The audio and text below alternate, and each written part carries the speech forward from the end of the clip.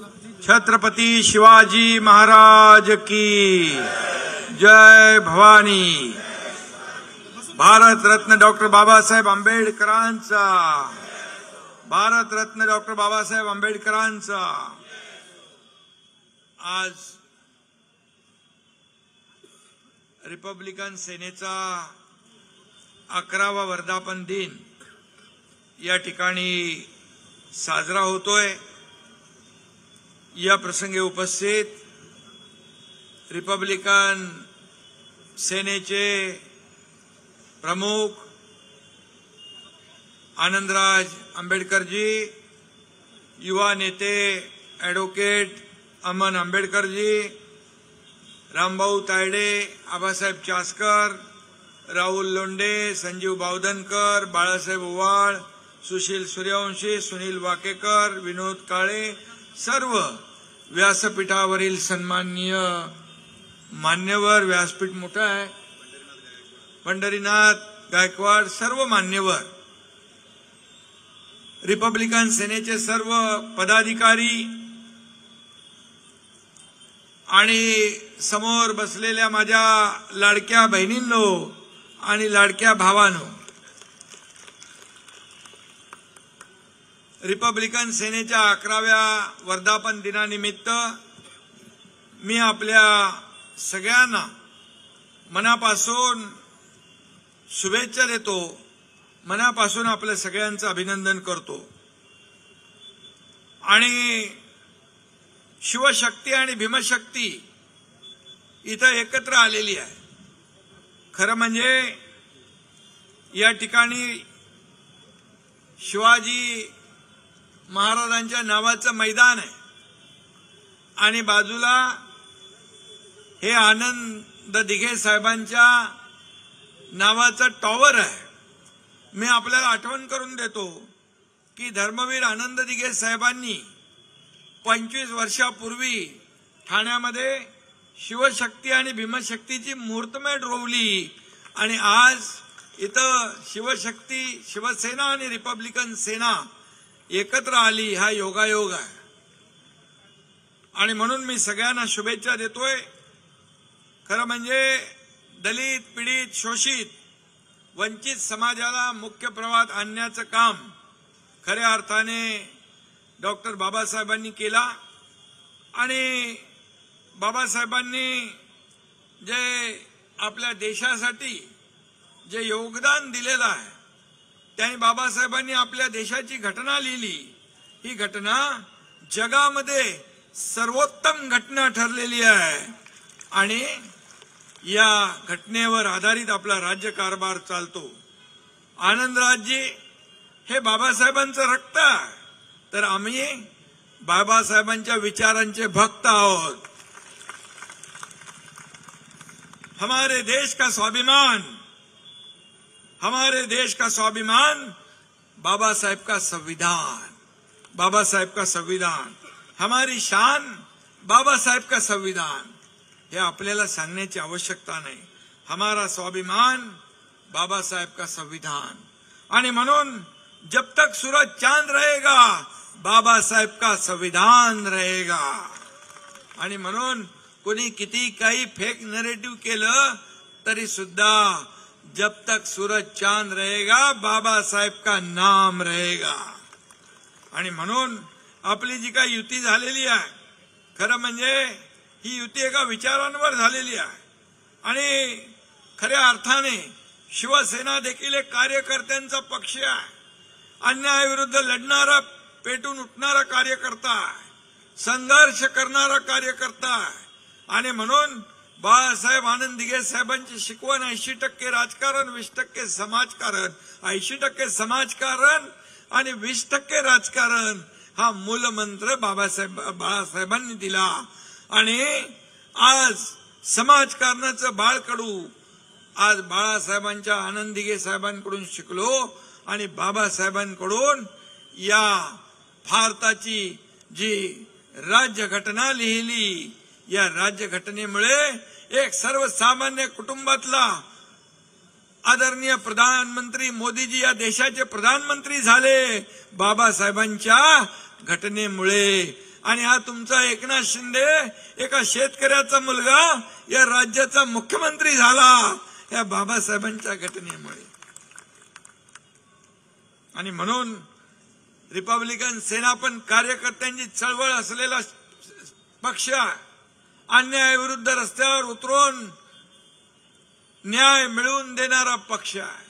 आणि म्हणून या ठिकाणी आनंदराजजी यांचा स्वभाव मला पटला, माझा स्वभाव त्यांना पटला आणि आम्ही दोघंही दिलेला शब्द पाळणारे आहोत.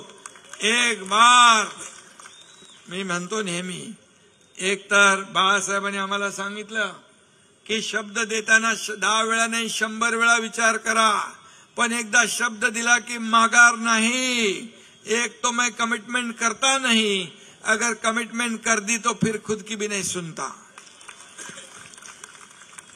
आनंदराजची पण तसंच आहे. त्यांनी पण फार विचार करून करून हा निर्णय घेतलाय, पण एकदा विचार केला की माघार नाही, हाही त्यांचा स्वभाव आहे. आणि म्हणून त्यांचं काय स्वार्थ आहे, कुठली अटी शर्ती न ठेवता त्यांनी युती केली. त्यांचं एवढंच म्हणणं होतं, माझा सर्वसामान्य कार्यकर्ता त्याला न्याय मिळाला पाहिजे, सर्वसामान्य कार्यकर्त्याला या ठिकाणी मुख्य प्रवाहात आणलं पाहिजे, असा नेता पाहिजे. नाही तर मला काय देताय ते बोला, असे नेते बरेच आहेत, पण माझ्या कार्यकर्त्याला काय मिळेल ते बोला, असा नेता आनंदराज आंबेडकर यांच्या रूपाने. आणि म्हणून मी आपल्याला एवढंच सांगतो की बाबासाहेबांचे रक्ताचे नातू म्हणून ज्यांचं काम या महाराष्ट्रामध्ये खऱ्या अर्थाने बाळासाहेबांच्या विचारांचे वारस आम्ही आहोत आणि खऱ्या अर्थाने बाबासाहेबांच्या रक्ताचे वारस आनंदराज आहेत. आणि म्हणून युती ही एवढी मजबूत युती आहे. ही युती ही स्वार्थासाठी झालेली नाही, खुर्चीसाठी झालेली नाही, हा सर्वसामान्यांना न्याय देण्यासाठी झालेली आहे, न्याय देण्यासाठी.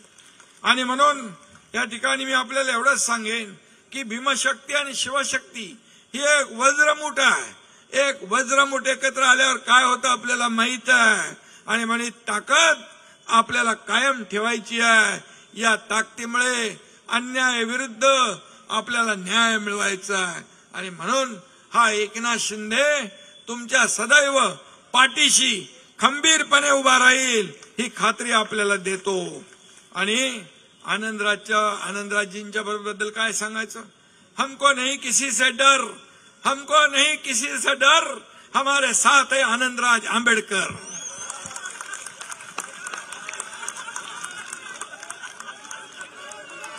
आनंदराज आंबेडकर साहेब आगे बढ़ो.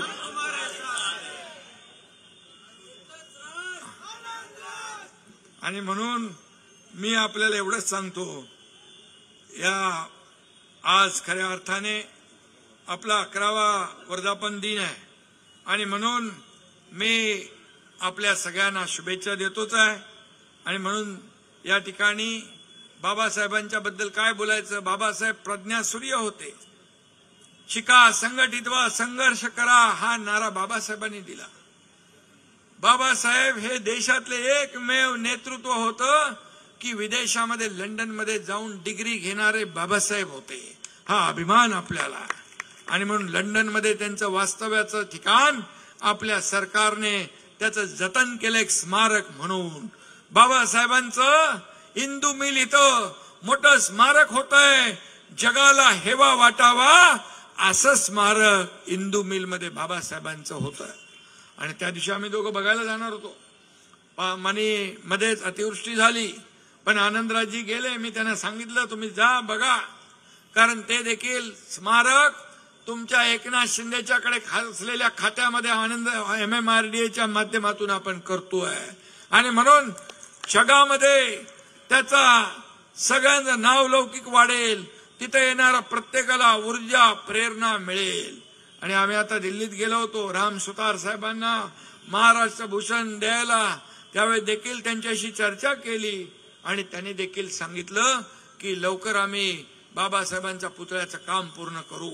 आणि म्हणून मी एवढंच सांगतो की आपल्याला बाबासाहेबांच्या बद्दल समता, बंधुता, न्याय, स्वातंत्र्य आणि लोकशाहीचा जो काही मार्ग बाबासाहेबांनी दाखवला त्या मार्गावर आपण चाललोय. आणि मी जाता जाता एवढंच सांगतो, भीम जैसा सूरज अगर निकला न होता, भीम जैसा सूरज अगर निकला न होता, हमारे जीवन में ये उजाला ना होता, हमारे जीवन में ये उजाला ना होता. मर गए होते यूं ही जुल्म सहकर, मर गए होते यूं ही जुल्म सहकर, अगर हमें भीम जैसा रखवाला मिला ना होता, हमें भीम जैसा रखवाला मिला ना. डॉक्टर बाबासाहेब आंबेडकरांचा. बरोबर आहे ना. आणि म्हणून बाबासाहेब यांचा खऱ्या अर्थाने सन्मान आज स्वाभिमान दिन म्हणून आपण साजरा करतो. आणि म्हणून बाबासाहेबांच्या जेवढं बद्दल बोलता येईल तेवढं कमी आहे. आणि म्हणूनच या ठिकाणी सरकार येतील जातील, पक्ष येतील जातील, परंतु हे कालचक्र फिरत राहणार आहे. परंतु बाबासाहेबांनी दिलेले हे संविधान कधीही कालबाह्य होणार नाही, कधीही कालबाह्य होणार नाही.